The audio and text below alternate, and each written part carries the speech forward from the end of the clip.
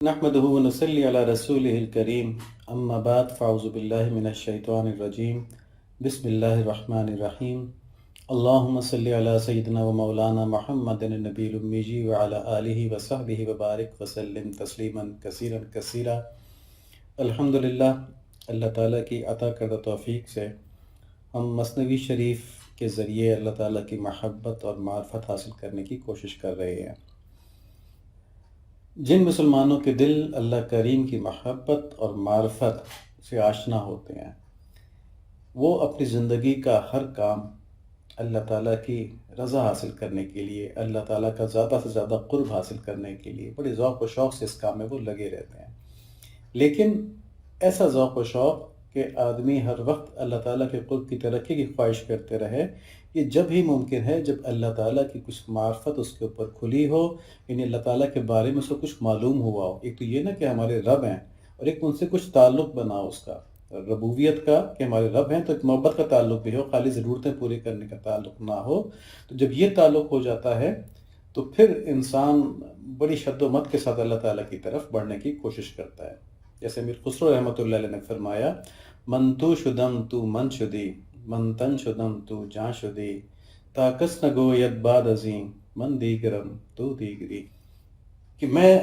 آپ بن گیا ہوں اور آپ میں بن گئے ہیں، میں تن ہوں اور میرے اندر جو جان ہے وہ آپ ہیں، تاکہ بعد میں کوئی یہ نہ کہے کہ میں آپ سے الگ ہوں اور آپ مجھ سے الگ ہیں۔ تو بظاہر اس کا مطلب بڑا عجیب سا لگتا ہے، حلول والا، لیکن ایسا ہے نہیں۔ اس میں وہ حدیث ذہن میں رکھے جہاں اللہ تعالیٰ فرماتے ہیں کہ میرا بندہ جب نوافل کے ذریعے مجھ سے قرب حاصل کرتا ہے تو میں اس کو وہ ہاتھ بچاتا ہوں جس سے وہ پکڑتا ہے، اس طرح کی جو ہے نا، تو اللہ تعالیٰ وہاں پہ بتاتے ہیں کہ پھر وہ ہر کام میری مرضی سے کر رہا ہوتا ہے۔ تو یہاں پہ حلول کی کیفیت نہیں ہے کہ اللہ تعالیٰ نعوذ باللہ حلول کر گئے کسی بندے کے اندر، ایسا نہیں ہے، بلکہ بندے نے اپنی ذات فنا کر دی اپنی محبت اور عشق میں۔ اب اس کی اپنی کوئی خواہش نہیں بچی ہے، اب صرف وہ اللہ تعالیٰ کی احکامات کو ہی اپنی خواہش سمجھتا ہے۔ تو یہ چیز نصیب ہو جائے، اسی کے لیے مشائخ کوشش کرتے ہیں، اسی کے لیے مولانا روم رحمۃ اللہ علیہ نے یہ عظیم کتاب مثنوی لکھی ہے۔ یہ اللہ تعالیٰ کا ایک ایسا انعام ہے جس میں مولانا روم رحمۃ اللہ علیہ زندگی سے متعلق مختلف حکایات بیان کرتے ہیں۔ طوطے مینے کی کہانی بیان کر دیں گے، کوئی تصور جو لوگوں کے اندر قائم ہوتا ہے وہ بیان کر دیں گے، لیکن ان واقعات سے، ان تصورات سے جو لوگوں میں عام فہم ہوتے ہیں وہ اللہ تعالیٰ کی معرفت اور محبت تک پہنچا دیتے ہیں۔ تو مولانا کا جو انداز ہے وہ عام فہم ہے، ٹھیک ہے، ابھی تو فارسی میں ہم سمجھ نہیں سکتے، لیکن جو واقعات ان کے ہوتے ہیں، جو باتیں وہ کرتے ہیں، وہ بڑی مثال کے ذریعے، ایک واقعے کے ذریعے عام فہم انداز میں کرتے ہیں کہ اس کو ہر کوئی سمجھ سکتا ہے۔ اور اس طرح ان مضامین کو پڑھتے پڑھتے بندے کے اوپر اللہ تعالیٰ کی خشیت اور محبت غالب آتی جاتی ہے۔ تو مثنوی کا صرف یہی مقصد ہے۔ اپنے چھٹے والیوم کے اندر ابتدائی کچھ اشعار میں مولانا فرماتے ہیں، گر شدی اشتان بحر مانوی، فرجائے کندر جزیرہ مثنوی، اگر تم دریائے معارف کے پیاسے ہو تو ہماری اس مثنوی کے جزیرے کی سیر کیا کرو۔ فرجہ کن چندہ کے اندر ہر نفس، مثنوی را مانوی دانی و بس، مثنوی کے اس جزیرے میں اس قدر سیر کرو، اس قدر اس کے اندر گردش کرو کہ ہر لمحہ مثنوی کو سراپا معنی پانے لگو۔ تو مولانا یہاں پہ فرما رہے ہیں کہ اگر تم اللہ کریم کی تعارف کے، اللہ کریم کی پہچان کے، ایسے پہچان کے مشتاق ہو کہ تمہاری محبت اور جذبات اللہ تعالیٰ کی طرف کھنچ جائیں، تو مثنوی کے الفاظ اور واقعات کے جزیرے کی خوب سیر کرو۔ پھر اس جزیرے کے ہر کونے خدرے سے تمہیں معرفت کے سمندر اور چھپے ہوئے خزانے ملیں گے۔ یعنی یہ جو الفاظ ہیں، خوبصورت شعر، اور ان کے اندر جو واقعات ہیں، ان کو خوب پڑھو، اور جب تم ان کو پڑھو گے تو تمہیں ان کے اندر سے اللہ تعالیٰ کی محبت کے خزانے ملیں گے۔ تو یہاں مثنوی کے جزیرے سے مراد مثنوی کے الفاظ، قصے اور حکایتیں ہیں، اور معنی سے مراد ان الفاظ اور حکایتوں کے اندر چھپا ہوا پیغام ہے۔ تو ان دونوں اشعار کا مطلب یہ ہوا کہ جن مثنوی پڑھنے والوں کے اندر اللہ تعالیٰ کے قرب اور ان کی معرفت کی طلب ہے، ان کی مثنوی کے ظاہری حسن کے اوپر، یعنی جو اس کے اشعار کی خوبصورتی ہے، جو واقعات کی دلچسپی ہے، اس پر ان کی نظر نہیں رکنی چاہیے، بلکہ وہ پہنچ جاتے ہیں جو ان واقعات اور ان الفاظ کے پیچھے عشق حقیقی کے، اللہ تعالیٰ کی معرفت کے معنی چھپے ہوئے ہیں، ان تک پہنچ جاتے ہیں۔ اور حقیقتاً مثنوی کا فائدہ بھی انہی لوگوں کو ہوتا ہے۔ باقی لوگ تو اس کے اندر عجیب عجیب باتیں سمجھ کے، انوکھے واقعات سمجھ کے کوئی گہری محبت کی بات سمجھ کے ایبسٹریکٹ قسم کی اس پہ خوش ہو جاتے ہیں، لیکن اللہ تعالیٰ تک وہی لوگ پہنچتے ہیں جو اس کو اس خاص مقصد کے لیے پڑھتے ہیں کہ ہمیں اللہ تعالیٰ کی معرفت اور محبت حاصل ہو جائے۔ اب جو اس سے پورا فائدہ نہیں اٹھا پاتے یا فائدہ نہیں اٹھا پاتے، اس کی کیا وجہ ہے؟ اس کی وجہ یہ ہے کہ دنیا کی حرص ان کے اندر اتنی زیادہ ہے کہ وہ ان مضامین کے اندر جو اللہ تعالیٰ کی محبت کی کیفیات چھپی ہوئی ہیں وہ ان کی نظر سے اوجھل ہو جاتی ہیں۔ وہ اس کو حب دنیا کے لحاظ سے ہی دیکھتے ہیں، عشق مجازی کے لحاظ سے ہی دیکھتے ہیں، وہ شراب کو دنیاوی شراب سمجھتے ہیں، اللہ تعالیٰ کے عشق و محبت کی شراب نہیں سمجھتے۔ تو بس وہ ان واقعات کو، ان خوبصورت شعروں کو اپنی ذہنی عیاشی کا ذریعہ بنا پاتے ہیں، اسے سبق نہیں لے پاتے۔ تو اسی بات کو ظاہر کرنے کے لیے مولانا اپنے ان اشعار کے کچھ دیر بعد 2 اشعار اور فرماتے ہیں اور بتاتے ہیں کہ جو لوگ مثنوی سے فائدہ نہیں اٹھا پاتے وہ اپنا کس طرح علاج کروائیں کہ مثنوی کا ان کا پورا فائدہ ہو جائے۔ تو فرماتے ہیں چون جمادند و فسرداتن شگرف می جہد انفاس شاں از تل برف۔ یہ لوگ جمادات کی طرح ہیں اور افسردہ ہیں، گو بدن خوب مضبوط ہیں، ان کے سانس گویا تودہ برف کے بخارات ہیں۔ کون لوگ؟ جو دنیا کی محبت میں غرق ہیں، اور اس کی وجہ سے اللہ تعالیٰ کی محبت کی باتیں ان کی سمجھ میں نہیں آتی، ان کی توجہ اس طرف نہیں ہوتی۔ تو آگے فرماتے ہیں اس بات کا علاج کیا ہے؟ چون زمیزی برف در پوشد کفن تیغ خورشید حسام الدین بزن۔ جب زمین اس برف سے کفن پوش ہو جائے تو حسام الدین کے سورج کی تلوار اس کے اوپر مارو۔ یعنی دنیا دار روحانی طور پہ جمادات کی طرح ہیں۔ جمادات کیا چیز ہوتی ہے؟ نان لیونگ تھنگس، جیسے پتھر ہو گئے، مٹی ہو گئی، اس طرح کے ہیں، کیونکہ ان کے جذبات ہیں ہی کوئی نہیں اللہ تعالیٰ کی طرف بڑھنے کے۔ اور حدیث شریف یہ ہے کہ جو ذکر کرتا ہے، جو ذکر نہیں کرتا، ان کی مثال ایسی ہے جیسے ذکر کرنے والا زندہ ہے اور ذکر نہ کرنے والا مردہ۔ تو زندہ اور مردہ کی مثال ہے۔ تو اس حدیث کے مطابق یہاں پر مضمون ہے کہ جو دنیا دار ہیں، اللہ تعالیٰ کی طرف ان کی توجہ نہیں جاتی، تو وہ اس طرح سے ہیں جیسے کہ اسٹونز ہوتے ہیں، جمادات ہیں۔ تو ان کے عشق الہی کی گرمی ایسی سرد ہو گئی ہے کہ برف کے تودے بن گئے ہیں، یہاں تک کہ ان کی سانسیں زندگی کا پتہ نہیں دیتی کہ وہ زندہ ہیں، بلکہ وہ برف سے اٹھنے والے بخارات کی طرح ہے۔ تو یہاں اتنی خوبصورت تشبیہ حضرت نے دی ہے کہ جو لوگ دنیا دار ہیں، جن کو کہ خیال ہی نہیں آتا اللہ تعالیٰ کی معرفت کا، اللہ تعالیٰ کی محبت حاصل کرنے کا، تو وہ ان باتوں سے جہاں پہ اللہ تعالیٰ کی محبت کی باتیں ہو رہی ہوں وہاں پر بھی اپنے محبوب یعنی دنیا جو ہے اس کو سمجھ لیتے ہیں۔ تو یہ لوگ بالکل بے جان چیزوں کی طرح ہیں، اور ان کی جو سانسیں ہیں اس طرح سے جیسے برف سے بخارات اٹھتے ہیں، اور برف زندہ تو نہیں ہوتی، تو ان کی سانسیں بھی ان کی زندگی کا پتہ نہیں دیتی۔ تو آگے فرمایا کہ اے مخاطب، جب زمین اور تیرا وجود غفلت کی ایسی برف کا سفید کفن پہن لیں، کفن سفید ہوتا ہے نا، برف بھی سفید ہوتی ہے، تو کتنی پیاری مثال دی ہے کہ جب لوگ، زمین سے مراد ہے کہ تمہارے آس پاس جو لوگ ہیں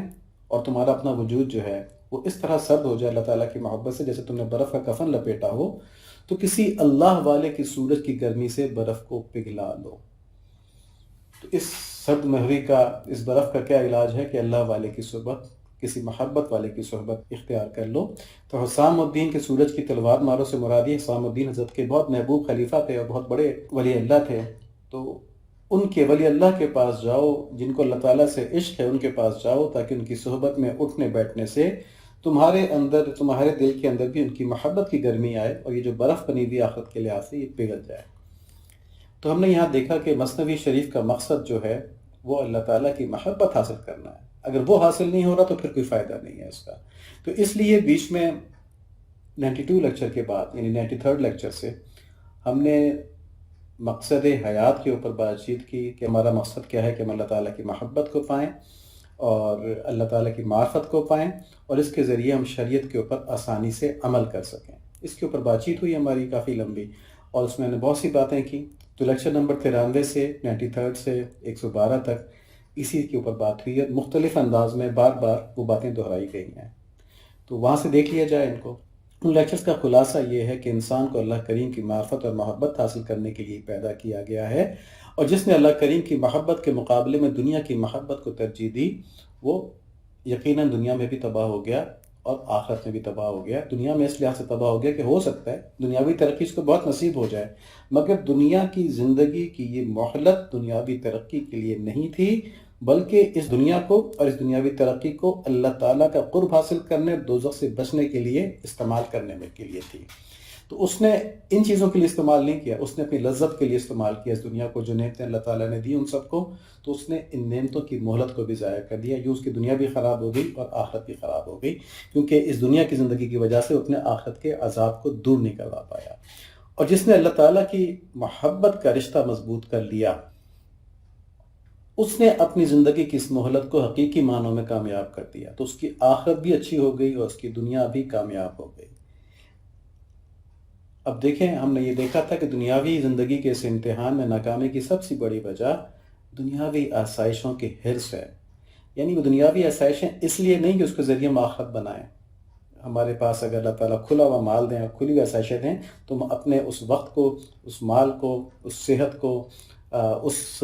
دانائی کو اللہ تعالیٰ کے راستے میں آخرت بڑھانے کے لیے استعمال کریں، بلکہ ہم اپنے لیے استعمال کر لیتے ہیں، جسم کے لیے استعمال کر لیتے ہیں، روح کا خیال نہیں کرتے۔ تو لوگ اس دنیا کی محبت کی وجہ سے اپنے رب کو بھول جاتے ہیں، اپنے آپ کو اپنے رب کے سامنے حساب کتاب دینے کے لمحے سے غافل ہو جاتے ہیں اور اللہ تعالیٰ کی نافرمانی شروع کر دیتے ہیں، تو ان کی آخرت تباہ ہو جاتی ہے۔ اور جب کسی انسان کو اللہ تعالیٰ کی محبت مل جائے تو اس کو اللہ تعالیٰ کی ایسی بندگی نصیب ہوتی ہے کہ پھر یہ نہیں کہ دنیا کے سارے کام وہ چھوڑ کے جنگل میں نکل جاتا ہے، ایسا نہیں ہوتا۔ وہ دنیا کے سارے کام بھی کرتا ہے، لیکن اس دنیا کے سارے کام کرنے میں وہ اللہ تعالیٰ کے ایک ایک حکم کی پابندی کرتا ہے۔ تو وہ اولاد کی تربیت اس لحاظ سے کرتا ہے کہ اپنی محبت میں اولاد کو دین کے لحاظ سے نقصان نہیں پہنچنے دیتا۔ والدین کی خدمت اس لیے کرتا ہے کہ اللہ تعالیٰ کا حکم ہے، یعنی ایک تو طبعی محبت ہوتی ہے نا، اور ایک اللہ تعالیٰ کے حکم کی وجہ سے، اللہ تعالیٰ سے محبت کی وجہ سے کہ مجھے میرے محبوب رب نے کہا ہے کہ اپنے والدین کی خدمت کرنی، ان کے سامنے اف تک نہیں کرنا۔ تو طبعی محبت کے اوپر کوئی اور طبعی تقاضا غالب آ سکتا ہے۔ کبھی آدمی تھکا ہوا ہے، والدین بڑھاپے میں کچھ کہہ رہے ہیں تو اس نے کوئی آگے سے سخت بات کر دی، کیونکہ یہ بہت تھکا ہوا آیا تھا، کسی اور بات پہ پریشان تھا، کسی دفتر کی یا کاروبار کی بات پہ پریشان تھا، تو سخت بات کر دی۔ تو طبعی محبت کے اوپر دنیا کا کوئی طبعی تقاضا غالب آ سکتا ہے وقتی طور پہ، اچھے آدمی کے اوپر بھی۔ لیکن جب اللہ تعالیٰ کا حکم سامنے ہوگا، اللہ تعالیٰ سے محبت کا ایسا تعلق ہوگا کہ دنیا کی کوئی فکر اس کے سامنے ٹکے گی نہیں، تو پھر وہ کبھی بھی والدین کے سامنے نافرمانی کا سوچے گا بھی نہیں، چاہے اس کے اوپر جتنے مشکل مرضی حالات ہوں۔ تو ایسی محبت اللہ تعالیٰ اور ایسی بندگی اللہ تعالیٰ نصیب فرما دیں، اس کے لیے ہم کوشش کر رہے ہیں۔ اب یہ باتیں ذہن میں رکھتے ہوئے میں اپنی اصلاح کی نیت سے، اپنے رب کی اصلاح مطلب کیا ہوتا ہے کہ آدمی گناہوں سے بچنا شروع کر دے، اپنے گناہوں کو جائز نہ سمجھے، اور جن گناہوں کو کر رہا ہے ان کو چھوڑنے کی کوشش کرنا شروع کر دے، ان پہ توبہ شروع کر دے، یہ ہوتی ہے اصلاح۔ اور نیکی کرنے میں اس کو خوشی محسوس ہو، تنگی محسوس نہ ہو۔ تو اس نیت سے ہم اب مثنوی شریف کے اشعار دوبارہ شروع کرتے ہیں، اور اس سلسلے میں جو آخری لیکچر تھا جیسے ہم نے بتایا وہ 92 تھا، جس میں یہودی وزیر کا قصہ چل رہا تھا، جس نے اپنے ناک کان کٹوا کر عیسائی عالم بننے کا ڈھونگ رچایا تھا، اور پھر عیسائیت کی اس نے متضاد اپوزنگ تشریحات کر کے ان کو فرقوں میں بانٹنے کی کوشش کی تھی۔ تو ہم نے یہ بھی دیکھا تھا کہ ان فتنوں کے اندر، ان فرقوں کے اندر وہی لوگ بانٹے تھے کہ جنہوں نے اپنی دنیا کی زندگی کے اندر دنیاوی کمائی کو تو اہمیت بہت زیادہ دی تھی، لیکن اس میں اتنی مشغول تھے، انہوں نے دین کا ضروری علم بھی حاصل نہیں کیا، دنیا کے اندر الجھے رہے، دینی جذبات موجود تھے، جب ان کے پاس یہودی وزیر کی ادھوری باتیں پہنچیں تو ان کا بس یہی دین ہے، اور آپس میں لڑنے مرنے پر آمادہ ہو گئے۔ تو اس میں ثابت کیا ہوا کہ جن لوگوں نے اپنے دین کو پرائرٹی نہیں دی ہوتی تو وہ دین کا علم کہیں سے بھی چلتے پھرتے حاصل کر لیتے، اور اس میں ان کو وہ باتیں زیادہ اچھی لگتی ہیں جو ان کے نفس کے مطابق ہو۔ تو ان کا بے شک جذبہ مذہبی ہو، مزاج مذہبی ہو، لیکن کیونکہ نفس زندہ ہے، اس کی اصلاح نہیں ہوئی ہے، تو وہ ان لوگوں کے پیچھے پڑتا ہے، سو کالڈ اسکالرس کے پیچھے پڑتا ہے، نام نہاد علماء کے پیچھے پڑتا ہے، جو اس کے دین کو خراب کر دیتے ہیں دین کی اپنی مرضی کی تشریحات کر کے، کیونکہ وہ تشریحات اس کے نفس کے مطابق ہوتی ہیں، اس کو اچھی لگتی ہیں۔ تو یہاں پر یہودی وزیر کے پیروکار وہ عیسائی بنے جو اس کیفیت کے اندر تھے کہ دین کا ان کے پاس مکمل علم نہیں تھا، جو مستند اور مکمل علم والے تھے وہ اس کے دھوکے میں نہیں آئے۔ تو وہ اشعار دیکھتے ہیں، پچھلے اشعار میں یہودی عالم نے پہلے کہا کہ جو چیز آسان لگے وہی دین ہے، کیونکہ اللہ کا دین فطرت کے مطابق ہے۔ اس میں ہم یہودی کے آرگومنٹس کے اندر ہم یہ بھی دیکھیں گے کہ وہ کتنی لاجیکل بات کرتا ہے بظاہر، لیکن اصل میں وہ بات غلط بھی ہوتی ہے، کچھ پورشن صحیح ہوتا ہے، کچھ غلط ہوتا ہے۔ تو وہ فتنہ یہ چیز ہوتی ہے کہ اس میں کچھ چیزیں سچ ہوتی ہیں، کچھ چیزیں جھوٹ ہوتی ہیں، تو اس سچ کے گھوڑے کے اوپر وہ جھوٹ کی سواری بٹھا کے لوگوں کو قائل کر لیتا ہے کہ جھوٹ ہے وہ بھی سچ ہے۔ تو یہاں پہ اس نے کہا کہ جو چیز آسان لگے وہ دین ہے، کیونکہ دین فطرت کے مطابق ہوتا ہے انسان کی۔ پھر دوسرے اشعار میں کہا کہ نہیں، ہر آسانی دین نہیں ہے، بلکہ جو چیز روح کو آسان لگے وہ دین ہے، جو چیز روح کی خوشی کا سبب بنے وہ دین ہے، کیونکہ روح عالم امر سے آئی ہے، اس کو اچھی چیزوں سے ہی مناسبت ہوتی ہے، اور جو نفس کو چیز اچھی لگے وہ گمراہی ہوتی ہے۔ دوسرے میں اس نے یہ کہہ دیا۔ تو ان اشعار کی تشریح میں ہم نے یہ بات دیکھی تھی کہ آسانی یا پسند ناپسند دین کا معیار نہیں ہے۔ دین کا معیار صرف اور صرف وحی کے علوم ہیں جو نبی کے ذریعے ہم تک پہنچے ہیں، جو حلال حرام نبی صلی اللہ علیہ وآلہ وسلم نے ہم کو بتائے ہیں، اور جن کو صحابہ کرام نے کر کے دکھایا۔ تو یہ دین ہوتا ہے، اس میں سے کچھ مشکل لگے گا، کچھ آسان لگے گا۔ جو مشکل لگے گا اس میں ثواب زیادہ ملے گا، لیکن چاہے مشکل لگے چاہے آسان لگے، اللہ تعالیٰ کی محبت میں کرتے رہیں تو اس کی مشکل کے اندر بھی اجر ہے اور روحانی ترقی ہوتی ہے۔ تو مولانا نے یہ بھی بتایا تھا کہ وہ پسندیدہ باتیں جو شریعت کے خلاف ہوں وہ وقتی طور پر تو اچھی لگتی ہیں، لیکن ان کا انجام آخرت میں بہت تکلیف دہ ہوتا ہے۔ تو جتنے گناہ ہیں وہ وقتی طور پہ اچھے لگتے ہیں، لیکن آخرت کے اندر تو کسی کی سوئی بھی اگر ہمارے ذمہ رہ گئی اس کا حساب کتاب ہو جائے گا، اللہ تعالیٰ محفوظ فرمائے، اس کا انجام برا ہوتا ہے۔ اور جو نیکیاں ہوتی ہیں وہ کئی دفعہ دنیا میں مشکل لگتی ہیں، لیکن آخرت کے لحاظ سے ان کا انجام اچھا ہوتا ہے۔ تو اس لیے عقل مند انسان وہ ہے جو یہ دیکھے کہ میرے اعمال کا میری آخرت پر کیا اثر ہوا ہے۔ جیسے ہم کہتے ہیں نا، عقل مند اسٹوڈنٹ وہ ہے جو یہ سمجھے کہ آج میں اگر اپنے ٹائم کو کھیل کود میں ضائع نہ کروں اور پڑھائی کر لوں تو میرا رزلٹ اچھا آ جائے گا، پھر میرے کیریئر بن جائے گا۔ تو آج اگر زندگی کو میں کھیل کود میں ضائع نہ کروں، نفس پرستی میں ضائع نہ کروں، بلکہ میں آخرت کے لیے کام کر لوں تو مجھے جنت اچھی والی مل جائے گی، دوزخ سے ہمیشہ ہمیشہ کے لیے نجات مل جائے گی۔ یہ عقل مندی ہے۔ تو پھر مولانا نے کہا کہ آخرت بینی ضروری ہے، یعنی آخرت کو پہچاننا ضروری ہے۔ تو آخرت بینی کیسے پیدا ہو، اس کے لیے آج کے اشعار ہیں۔ آج ہم اشعار نمبر 584 سے شروع کر رہے ہیں۔ مولانا فرماتے ہیں، دریا کے گفتہ کے استاد طلب، عاقبت بینی نیابی در حسب، عاقبت دیدند ہر گو ملتے، لاجرم گشتند اسیر ذلتے۔